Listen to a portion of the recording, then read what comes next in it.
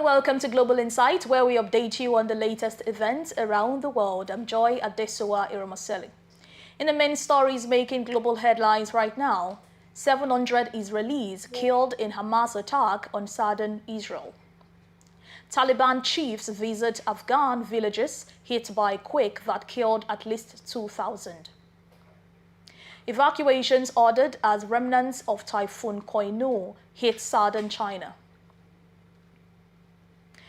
Global Insight begins today in Israel, where Palestinian officials have stated that the Israeli military massacred 15 Palestinian families across Gaza by targeting their homes, even as the death toll from Israeli airstrikes on the besieged enclave rose to 436. According to the Palestinian Health Ministry, the death toll included 91 children and 61 women. The United Nations, in a separate report, stated that more than 123,000 people have been displaced in Gaza since the recent flare-up of violence between the Hamas and Israel. At least 32 Palestinians were killed on Monday in a fresh Israeli airstrike, including 19 Palestinians of the same family in the city of Rafah, south of Gaza City, as the besieged territory suffered the deadliest spate of violence in many years. 5 Palestinians were killed in another strike targeting a house in the city of Khan Yunis in southern Gaza. 4 persons also lost their lives in another airstrike on a house in the Al-Zatar neighborhood of northern Gaza. According to the Israeli Health Ministry, at least 700 Israelis have been killed and over 2,300 others wounded in the attack. Israel also attacked, with the Israeli army initiating Operation Sword of Iron against Hamas with a series of airstrikes on the Gaza, killing more than 430 persons.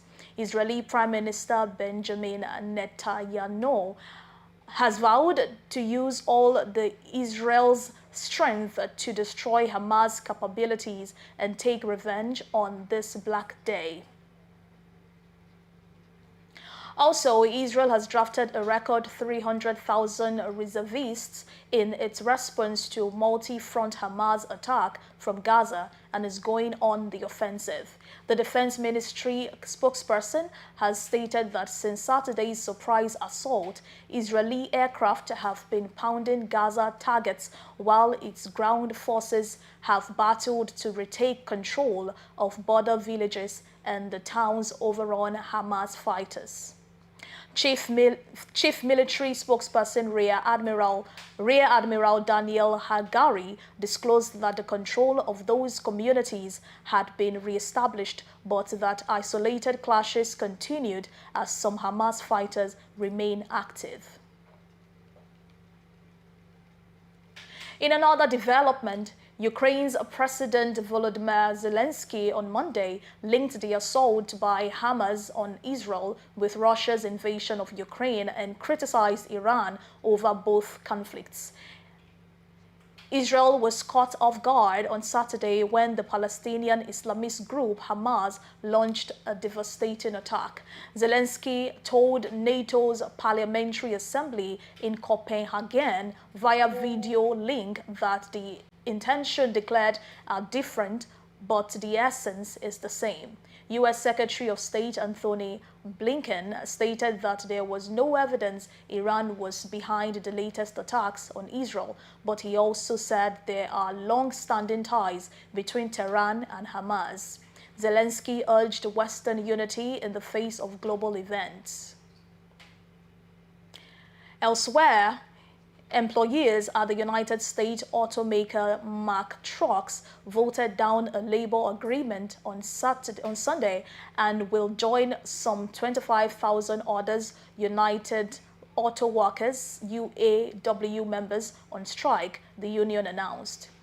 The Post stated that this will impact 4,000 employees at Mack, a maker of industrial vehicles, which is headquartered in North Carolina, but has manufacturing plants in Pennsylvania and Maryland. The MAC workers will be joining striking UAW members at the so-called Big Three: General Motors, Ford, and Stellantis, who launched a targeted action on September 15 after failing to reach a new deal. The targeted strike called for stoppages at the handful of plants while leaving most of the union's 146,000 U.S. hourly auto workers on the job. After 2 weeks, of expanding the strike to other plants, Fain on Friday said that the UAW will hold off for now, citing last-minute progress in talks.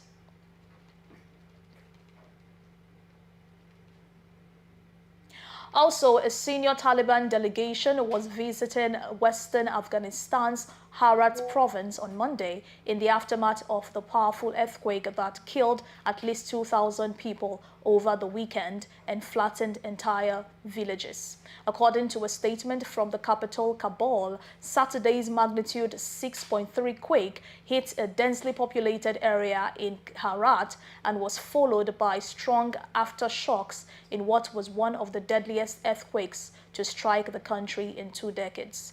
Taliban appointed Deputy Prime Minister for Economic Affairs Abdul Ghani Baradar and his team will visit the quake-affected region on Monday to deliver immediate relief assistance and ensure equitable and accurate distribution of aid. The U.S. Geological Survey said the quake's epicenter was about 25 miles northwest of the city of Herat, the provincial capital. It was followed by 3 very strong aftershocks measuring magnitude 6.3, 5.9, and 5.5, as well as lesser shocks. A global response to the Afghanistan quake has been slow, with much of the world wary of dealing directly with the Taliban government and focused on the deadly escalation between Israel and the Palestinians in the aftermath of the surprise attack by Gaza militants on Saturday that has left more than 1,100 dead in fighting so far and thousands wounded on both sides. Aid agencies and non-governmental groups have appealed for the international community to come forward, but only a handful of countries have publicly offered support, including neighboring China and Pakistan.